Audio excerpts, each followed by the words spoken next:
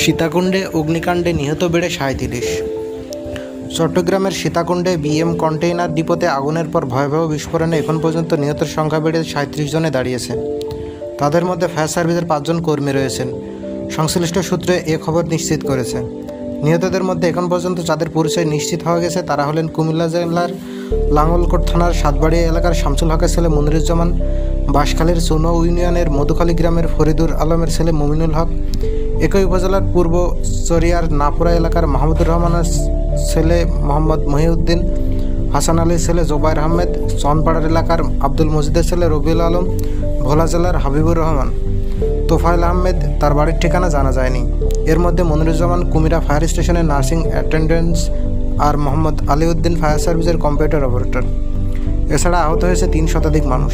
তাদের মধ্যে ডিপোর শ্রমিক, স্থানীয় বাসিন্দাদের পাশাপাশি পুলিশ ও ফায়ার সার্ভিসের সদস্যরাও রয়েছেন। এদিকে এই অগ্নিকাণ্ড ও বিস্ফোরণের ঘটনায় ৫ সদস্যের তদন্ত কমিটি গঠন করেছে ফায়ার সার্ভিস। আজ রবিবার সকালে এ তথ্য জানিয়েছে ফায়ার সার্ভিস সূত্র।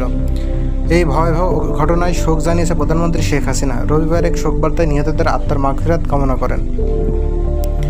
সেই সঙ্গে তিনি আহতদের প্রয়োজনে চিকিৎসা দেওয়ার নির্দেশ দিয়েছেন। আহতদের চট্টগ্রাম মেডিকেল কলেজ হাসপাতালে, আশেপাশের হাসপাতালে চিকিৎসা দেওয়া হচ্ছে। অতিরিক্ত রোগীর চাপে অনেকের ওয়ার্ড ছাড়াও হাসপাতালের মেঝেতে চিকিৎসা দেওয়া হচ্ছে। অগ্নিকাণ্ডে দগ্ধ ৩ জনকে শেখ হাসিনা জাতীয় বার্ন ও প্লাস্টিক সার্জারি ইনস্টিটিউটে আনা হয়েছে।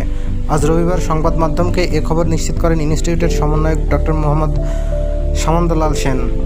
তিনি বলেন, দগ্ধ ৩ জনকে আজ সকালে আনা হয়েছে। তাদের শরীরের ১৪ থেকে ১৫% দগ্ধ হয়েছে। ৩ জনই শ্বাসনালী পুড়ে গেছে। এ কারণে জরুরি ভিত্তিতে তাদের আইসিইউ সাপোর্ট লাগবে। এখন তাদের আইসিইউতে নেওয়ার প্রস্তুতি চলছে।